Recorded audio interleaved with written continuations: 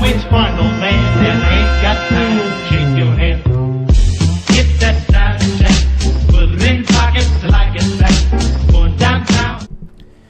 To cover this entire game would just be impossible. I'm not going to make a 20-minute review. Instead, I'm going to track what the game did well and what it slipped up on. So, superfans blaming me for missing certain features, sorry, this is how it's going to be in this review.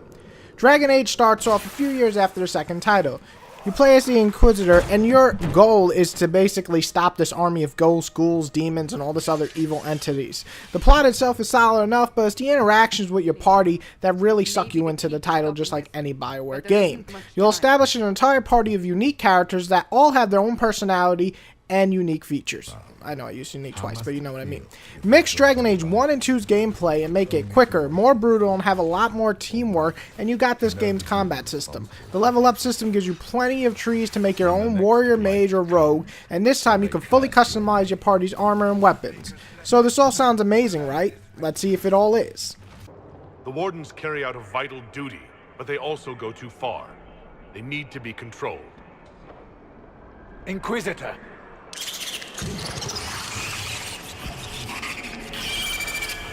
The nightmare has found us.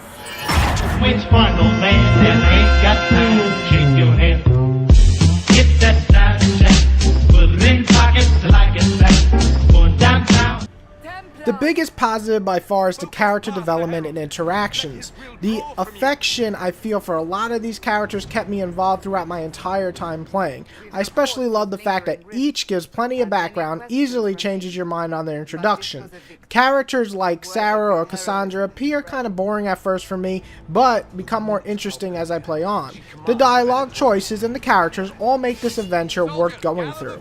A new feature to BioWare games that was missing for a while is exploring. You take Skyrim, Kingdom of Almar, and Dragon Age, and this is its baby. You'll be traveling around a lot of different territories trying to search for the next side mission or main mission. Plenty of small caves to explore, interesting places to take over, and little extras to collect scattered throughout. Combat is powerful, fast-paced, yet still remains pretty strategic at times. It's also not the easiest combat ever, as you'll have to make sure to keep up with your healing, watching your party members, doing right setup specials, and so on and on. Talking about combat, it's creating your own character the way you want to play that makes it most interesting when fighting. To my warrior, who's a two-handed badass, right? That's cool. However, I could have easily gone sword and shield, and the gameplay would have felt extremely different. Just like a rogue, when you choose either a bow or a dagger feel very different, and the same thing with mages. It's a world of difference, making the classes actually fun and smart and easy to use, but switching over making it more interesting to learn all over again with that class. Another part of gameplay is being the Inquisitor. Condemning prisoners, telling your council what to do on side missions or main missions, feeling like you actually have an army is all very refreshing. If I'm going to take on the entire world of evil, at least let me feel like a badass doing so. Oh no, it's fine, yeah? It's just, I thought it'd be bigger. Hear that? I meant the stronghold, but it sounded like... Well, it's funny, right? Anyway, stopping wars should earn more sovereigns than this. Need things back to normal for coins to be flowing again. Another reason the Templars and Mages need to be sat down. The design in this game is great. Each place definitely feels different. Weather conditions add to the effect as well. The character models feel a little bit at times, but the design of most of them make up for that. I also love the fact that half an area can be completely different from the other half of the area, making it pretty awesome to explore the entire map. The animations are much better, though still a little bit stiff, way better than Dragon Age 1 and 2. The story itself is well made. You want to stop the evil forces, and the complaints of the second title being basically just a story in Kirkwell, this you're going to many areas, and it's going to take you 60 plus hours just to cover them. Hell, more if you actually do main missions and side missions at the same time. Which brings me to my next and final good thing. There is a lot of content. Dragon Age took me 42 hours to beat, and I did a large amount of side missions and the main mission, and I beat the entire game.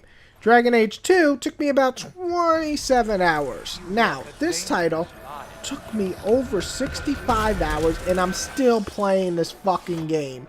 The game easily topples the first title and makes the second one look like an expansion. The amount of armor, weapons, tools, skills, missions, places, and so on to uncover, it's just amazing, but it also can be overwhelming at times, which leads me right to my bad. Overwhelming amount of things might turn a lot of gamers off. A lot of players seem to feel bored after the first few hours in Hinterlands, the first place you get or you go to. Luckily, if you actually just continue the main story like, trust me, you're supposed to, it gets far more engrossing, and you soon find that Hinterlands to be more of a meh part of the game, and the rest is so much more fun to explore. Still, this can shun a lot of new gamers, and it almost made me kind of like step back and say, wow, this is a step down from the last two. But once I got out of the first area, it got so damn good. But it's still a negative for people who do not know that. Which brings me to another bad. The cinematic feel is a little lost in this title. With so much side missions to do, a lot being fetch quests or simple hunting monsters like in MMOs, you might not feel this is cinematic enough because the recent BioWare games have been very cinematic and you get very attached. So it's a hit or a miss. If you like more linear titles with the story just kind of in your face at all times, this title might not be for you.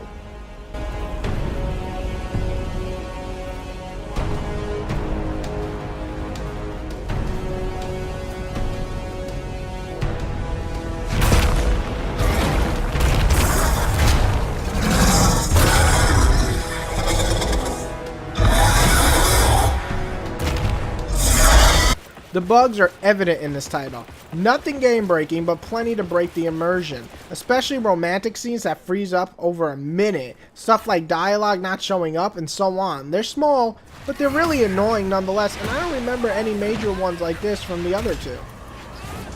Which final man that ain't got time to shake your head? Get that side check, put it in pockets like it's back, going downtown. Inquisition is a title that is simply, the word to best describe this is ambitious.